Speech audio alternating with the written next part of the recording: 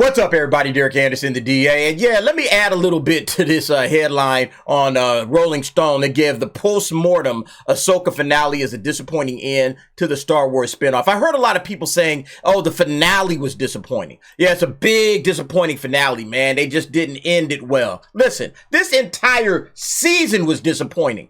I'm not sure why everybody just wants to highlight the finale as if the rest of the season was any good and they just kind of stumbled at the end. This entire season was full of just terrible writing, okay? Or lack thereof. The acting was bad. Plot holes galore, right? You talk about some of the worst character setups in the world, and then member berries galore. Everything was about member berries. The only thing that was worth anything was the fan service. And then making Sabine a Jedi, Thrawn, they made him a moron. This entire season was a giant train wreck with very little redeeming qualities, all right? And in my opinion, Filoni, he just got exposed, okay? Filoni is exposed at this point. The guy's a hack. He doesn't know what he's doing, okay? He exposed himself as nothing more than the cartoon writer that he is. He's not ready for these live action, primetime type shows. He's not ready for this. His writing and storytelling, it's like a sixth grader wrote it, okay? It's sixth grade fan fiction. That's what we're dealing with, okay? And I think some sixth graders could probably do better than this. But, now that season 1 is in the books, everybody's wondering, okay, what's looking like for season 2? All right, are we going to get a season 2? Will there be a season 2? I'll go a little bit further. Will there be the Filoni Mandoverse movie? Are they even going to do that now?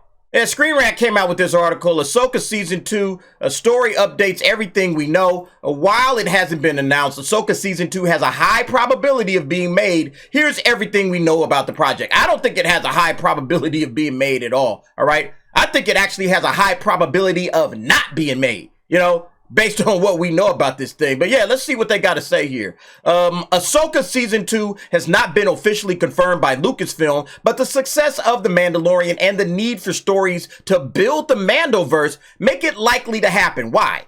Because The Mandalorian was successful. That's one show, and that's only 2 seasons of the show that you can say are successful. Again, you guys have heard me speak about this. I think half of season 2 is just kind of shaky. You know, it doesn't get good towards the end until episode 6, 7, and 8 of season 2. That's when things start to pick up, you know? But look at the rest of the Mandoverse. It's Ahsoka and the Book of Boba Fett, you know? So the Mandoverse, right? The Mandoverse has no success whatsoever. I don't understand, again, why would you put more money into this at this juncture? You have flopped phenomenally with the Mandoverse. It started out great. Okay, but you guys couldn't stick the landing at all on any of these other series. So yeah, I don't know about that. The cast and crew of Ahsoka want a season 2. Of course they do. They want to work, okay?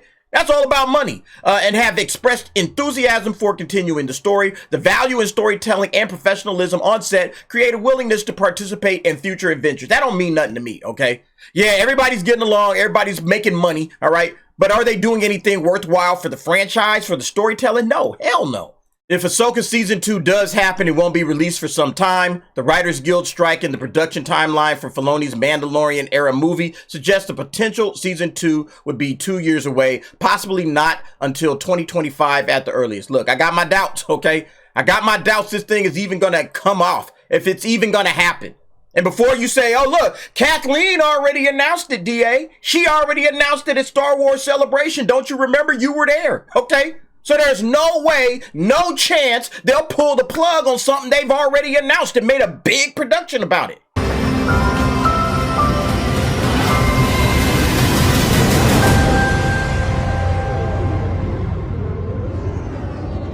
Yeah, Patty Jenkins would like a word. So look, despite the success of The Mandalorian, which in my opinion is just like a season and a half, right? And despite, oh, we gotta build out the Mandoverse. We gotta add all of these stories to the Mandoverse. Despite all of that crap, it's falling flat on its face. All right? Like, let's look at this real quick. Let's take a look at the last couple of projects that Star Wars has generated in the Mandoverse. First of all, Book of Boba Fett, all right? 53% audience score. And again, you can see by the ratings, not too much buzz. All right, nobody's really coming and checking for this and putting their reviews and gushing and talking, oh, I can't wait for the Mandoverse to really explode because of Boba Fett. Nobody's talking about it, okay? Silence will tell you a lot. All right, and then we get to Mando season 3, okay? Mando season 3, 51% audience score. Once again, low ratings, okay? Nobody's buzzing. Nobody's talking about this. Again, I look at these types of things because that tells me what is the interest in this Mandoverse that you guys keep squawking about.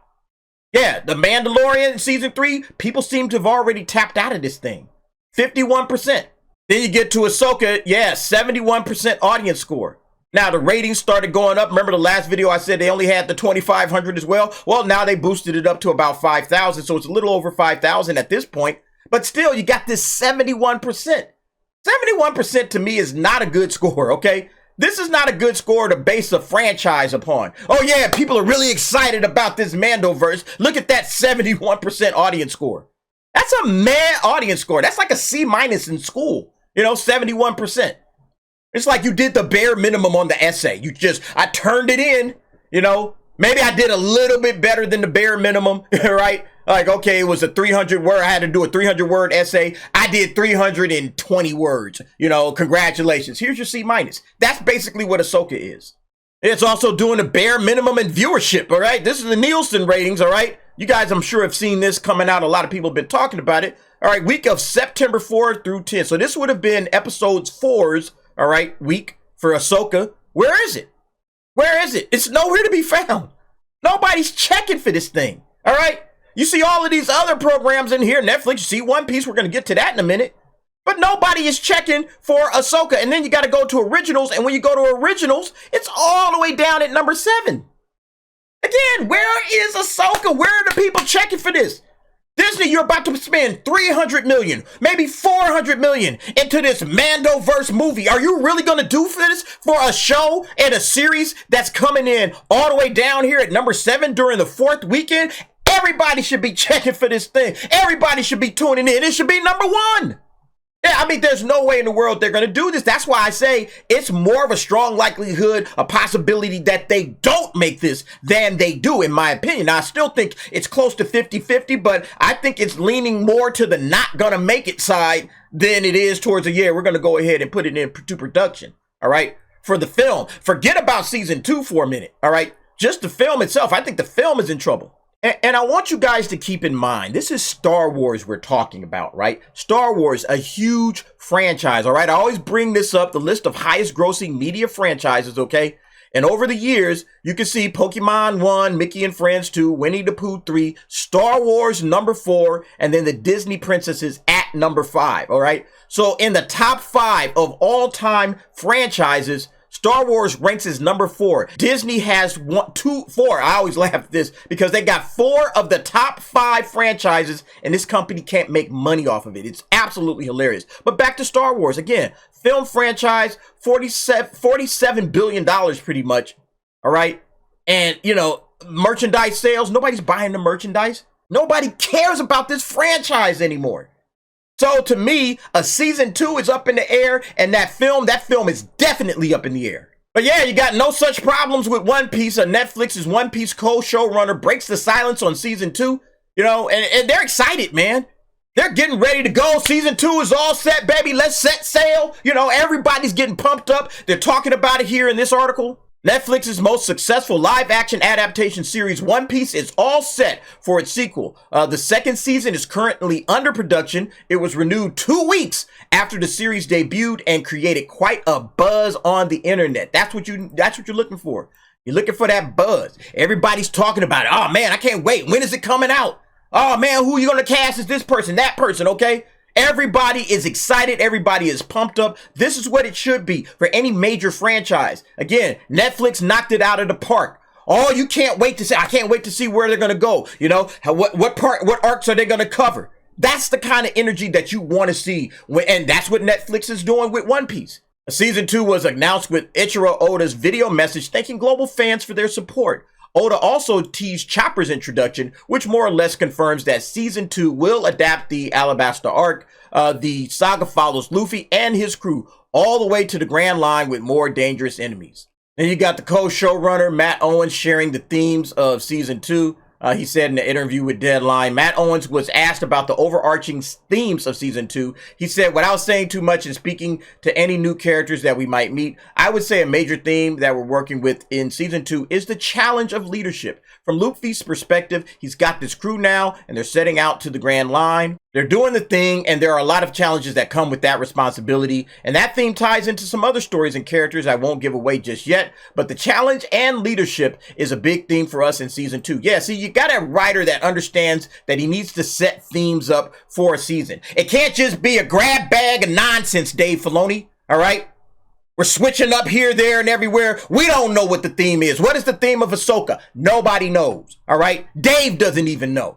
You know? So that's the thing. You have that kind of level of incompetent writing going on one side, but over here you got great writing. And then they're talking about casting Jamie Lee Curtis as Kureha. I don't know about this. I think Jamie Lee Curtis is a good actress. Don't get it twisted, okay? But I do like the fact that they mostly cast people that cast didn't know for the original, you know, for the first season, you know? So I'm like, hey, don't go get some A-list actress. You know, Jamie Lee Curtis is a good actress. I know a lot of people don't like her because she's super woke, all right? But in terms of just acting ability, she's a good actress. I'm not going to take that away from her.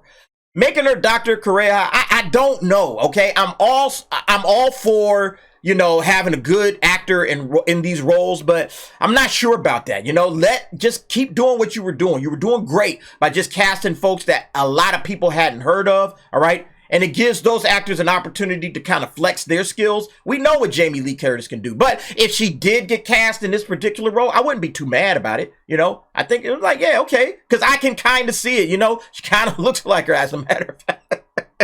I don't know if that's a compliment to Jamie, but hey, she kind of looks like her. But yeah, like this article on Bounding in the Comics says, it's like I was saying, it's the commitment to respecting the source material. If you're adapting something that you legitimately love, fight for what it needs to be. Exactly. You don't go running amok, just doing whatever you want to do. All right. Again, you got to dip back into what is the source material got to say. They have done an excellent job with that. Eiichiro Oda sitting right there aside of him definitely helps. Okay. Because he's going to point out everything that you're doing wrong. In my opinion, they should have brought George in with all of this stuff. And George probably would have told him, nah, don't do this show, don't do that show. And they probably would have pushed forward. That's kind of why George isn't there. George probably would have been shutting the shit down immediately. This is bullshit. Shut it down. We're not doing that. Nope. But see, he doesn't have that power anymore.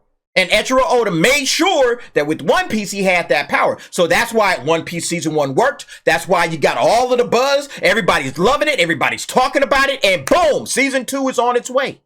Again, you got one show that got it right and one show that just completely dropped the ball. And it looks like, in my opinion, I think that Mandoverse film, all right, that needs to hit the bricks, okay? That thing should be done by now. But you guys let me know what you think. Is it going to happen? Are we going to get an Ahsoka Season 2? All right, we know we got a One Piece Season 2. Are we going to get an Ahsoka Season 2?